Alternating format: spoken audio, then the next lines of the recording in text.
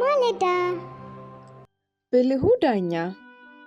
ከዕለታት አንድ ቀን አምስቱ የስሜት ሕዋሳት አፍንጫ፣ ዓይን፣ ጆሮ፣ ምላስና ቆዳ በመካከላቸው እኔ እበልጣለሁ፣ ኧረ እኔ እበልጣለሁ፣ ዝም በል አንተ፣ እኔ ነኝ እንደውም ከሁላችሁ የምበልጠው የሚል ከፍተኛ ክርክር ተነሳና መነታረክ ጀመሩ።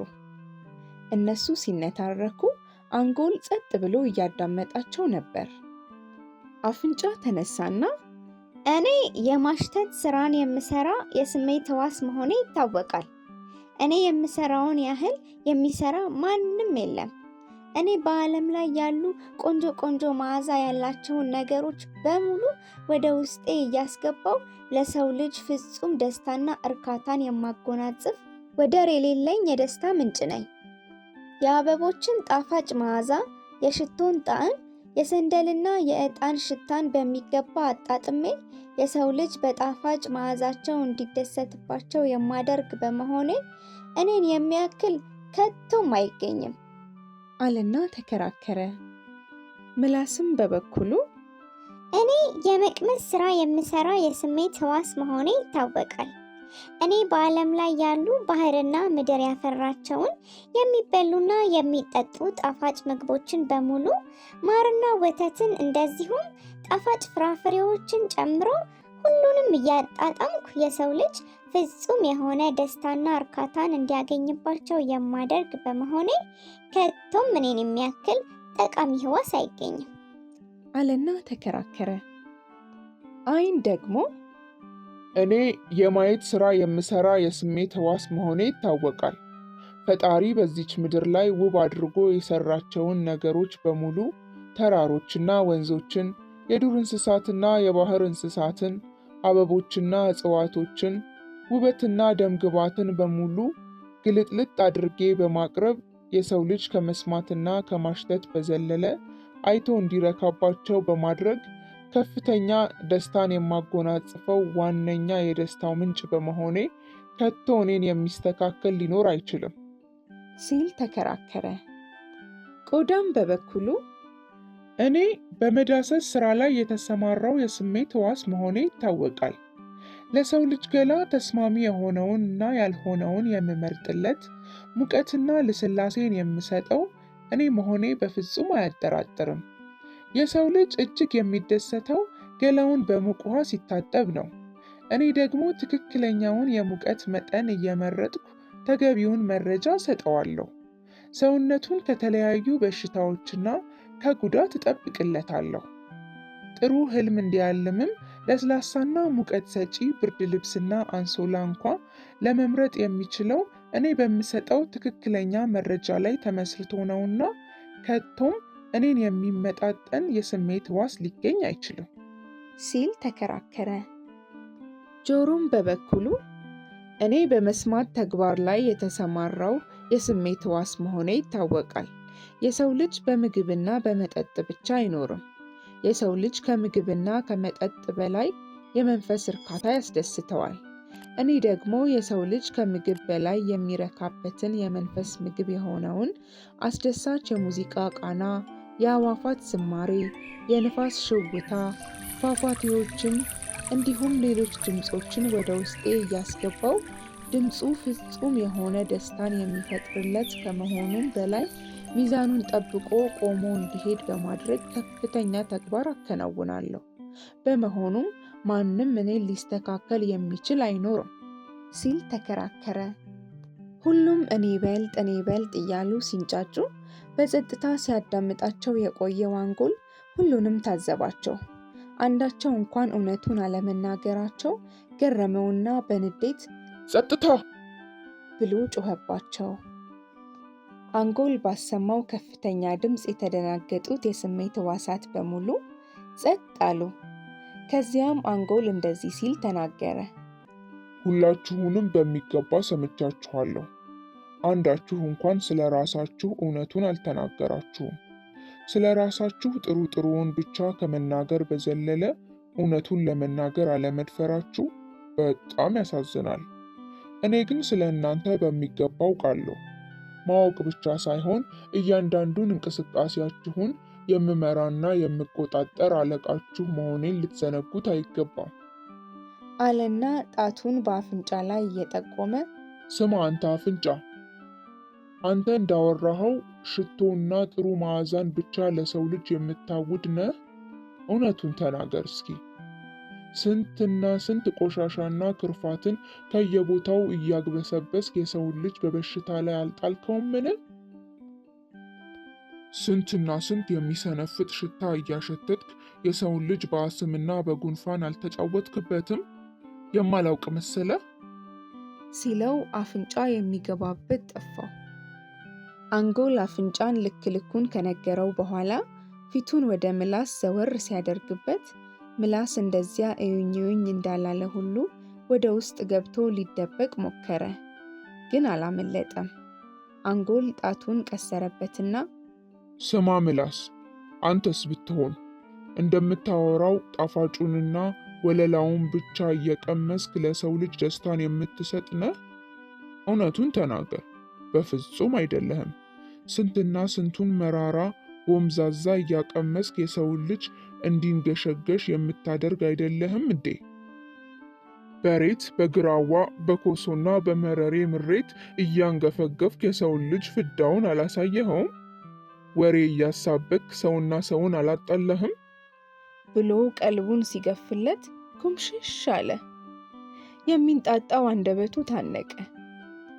አንጎል ቀጠለና ፊቱን ወደ አይን ሲያዞር አይን የሚገባበት ጠፍቶት ለመሮጥ ፈለገ። አፍንጫና ምላስ ኩምሽሽ ማለታቸውን ሲመለከት ለሱም እንደማይቀርለት አወቀና ቁልጭ ቁልጭ ይል ጀመረ። አንጎል ጣቱን ወደ አይን ቀሰረና አንተስ ከሌሎቹ በምን ትለያለህ? አንተም እኮ ስለ ራስህ ያወራኸው ጥሩ ጥሩውን ብቻ ነው። እውነቱን አልተናገርክም። አንተንም በሚገባ አውቅሃለሁ። ለሰው ልጅ መልካም መልካሙን ብቻ እየመረጥክ የምታሳይ ያስመስለ የተናገርከው በፍጹም ሐሰት ነው። ስንትና ስንቱን አስከፊ ነገር ጭምር እያሳየ የሰውን ልጅ እንዲሳቀቅና እንቅልፉን እንዲያጣ አድርገሃል። ጦርነትን፣ ረሃብን፣ ቸነፈርን፣ እርዛትን፣ ሰቆቃንም ጭምር ለሰው ልጅ እያሳየ ልቡን አሳቅኸዋል። በርካታ አሳዛኝና ልብ የሚሰብሩ ነገሮችንም እያሳየ ልቡን ሰብረኸዋል። የማይገባን እንዲመኝ አድርገሃል አለና እቅጩን ነገረው። አንጎል በአይን ላይ ምስክርነቱን ሲሰጥ ጆሮ እንደ ወፍ በሮ ቢጠፋ ደስ ባለው። ከመደንገጡ የተነሳ እንደ ቁርበት ተርገበገበ። እሱም ስለ ራሱ ጥሩ ጥሩውን ብቻ በማውራቱ አፈረና አንገቱን ወደ መሬት አቀረቀረ። አንጎል በቀጥታ ጣቱን ወደ ጆሮ አዞረና አንተንም በሚገባ አውቅሃለሁ። በፍጹም እንዳወራኸው ጥሩ ጥሩውን ብቻ ሳይሆን ምናምንቴውንም እየቃረምክ የሰውን ልጅ በስቃይና በጸጸት ስሜት ውስጥ እንዲገባ አድርገሃል። ሐሜትን፣ አሉባልታንም ከየቦታው እየቃረምክ ሰውን ከሰው አጣልተሃል። ወዳጅን ከወዳጅ አቆራርጠሃል። ከቶ ራስህን ቅዱስ ልታደርግ አትሞክር ብሎ ሲያንባርቅበት ጆሮው ተንቀጠቀጠ። በመጨረሻም የቀረው ቆዳ ብቻ ነበር። ቆዳም እንደ ሌሎቹ ስለ ራሱ ጥሩ ጥሩውን ብቻ ስላወራ አንጎል እንደማይምረው አወቀና ተሸማቀቀ። እንደፈራውም አልቀረለትም።